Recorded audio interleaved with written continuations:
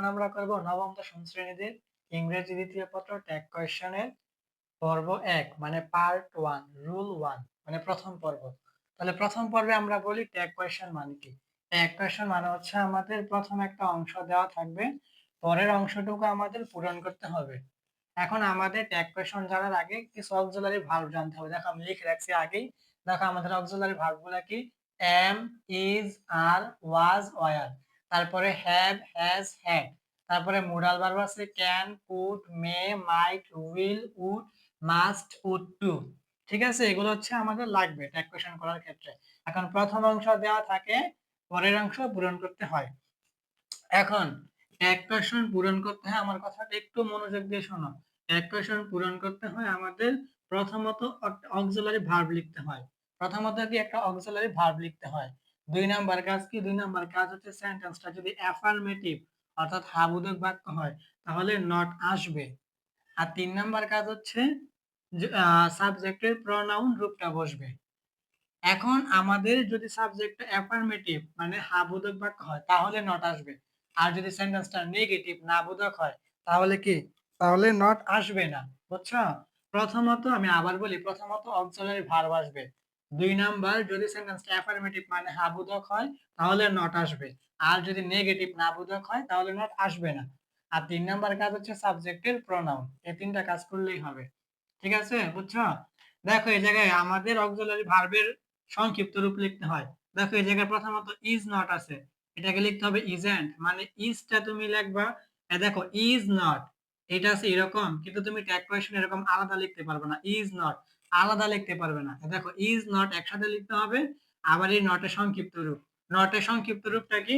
দেখো নট হচ্ছে এরকম এনওটি নট, এটা সংক্ষিপ্ত রূপ হচ্ছে এম দিবা, পরে উ লেখা যাবে না, উ এর পরিবর্তে উপরে একটা কমা পরে ডি দিবা।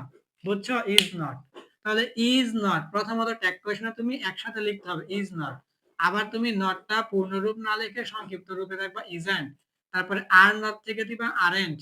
উথ টু থেকে উথ উথ নট।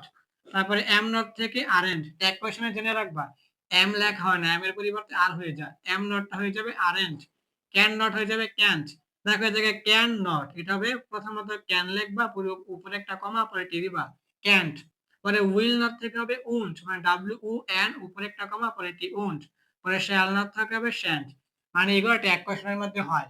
ট্যাগ কোয়েশ্চনে ইজ নটটা ইজেন্ট হয়ে যায়, আর নটটা আরেন্ট হয়ে যায়, ও টুটা ওতেন্ট হয়ে যায়, এম নটটা আরেন্ট হয়ে যায়, ক্যান নটটা ক্যান্ট হয়ে যায়, উইল নটটা উন্ট হয়ে যায়, শেল নটটা সেন্ট হয়ে যায়। ঠিক আছে? এখন দেখো আমরা একটা উদাহরণ দিয়ে রাখছি। দেখো প্রথম উদাহরণটা হচ্ছে হি ইজ রিডিং এ বুক, সে একটি বই পড়ছে।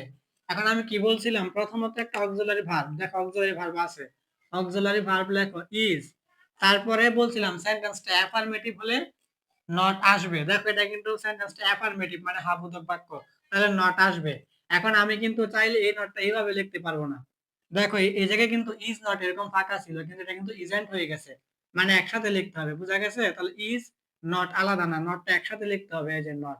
এখন এন সংক্ষিপ্ত রূপ কি নটের? উপরে একটা কমা পরে টি।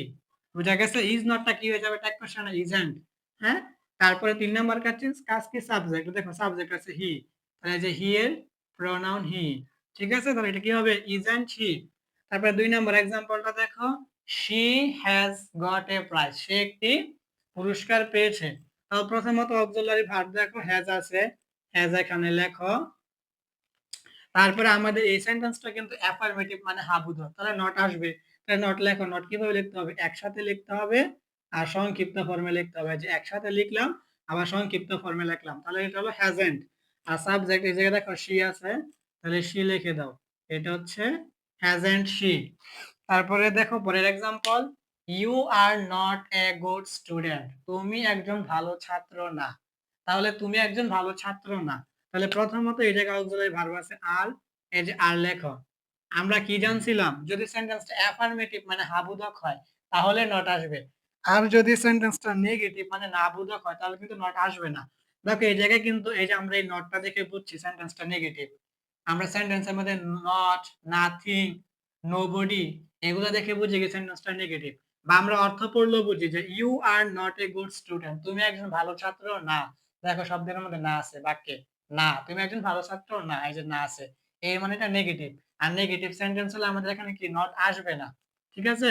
তারপর ৩ নাম্বার কাজ হলো কি? এই সাবজেক্ট ইউ। এই সাবজেক্টটা শুধু লিখে দিবা। তাহলে কি হবে? Are you? Are you? পরে দেখো E number, they have a কার। তাদের আছে একটি গাড়ি। তাহলে দেখো এই জায়গায় আমাদের অক্সিলারি ভার্ব হচ্ছে হ্যাভ। হ্যাভটা লিখে দাও। প্রথমত হ্যাভটা লিখে দাও। তারপরে আমাদের কি সেন্টেন্সটা অ্যাফার্মেটিভ হলে মানে হ্যাঁ বোধক হলে নট আসবে। আর নেগেটিভ না বোধক হলে নট আসবে না। দেখো দে হ্যাভ এ কার। তাদের একটি গাড়ি আছে। এটা কিন্তু একটা মানে হাবুদক, হাবুদক বাক্য। তাহলে নট আসবে। তাহলে নটটা লেখো একসাথে আবার সংক্ষিপ্ত ফর্মে। তাহলে হ্যাভেন্ট। তারপরে সাবজেক্ট হচ্ছে দে। এই যে লেখো দে। তাহলে এটা হবে হ্যাভেন্ট দে। কি হবে? হ্যাভেন্ট দে। বুঝতেছো কিনা? হ্যাভেন্ট দে। প্রথমত অক্সিলারি ভার্ব। তারপর সেন্টেন্স অ্যাফার্মেটিভ মানে হাবুদক হলে নট আসবে। নেগেটিভ নাবোধক হলে নট আসবে না। আর তারপর হচ্ছে সাবজেক্ট।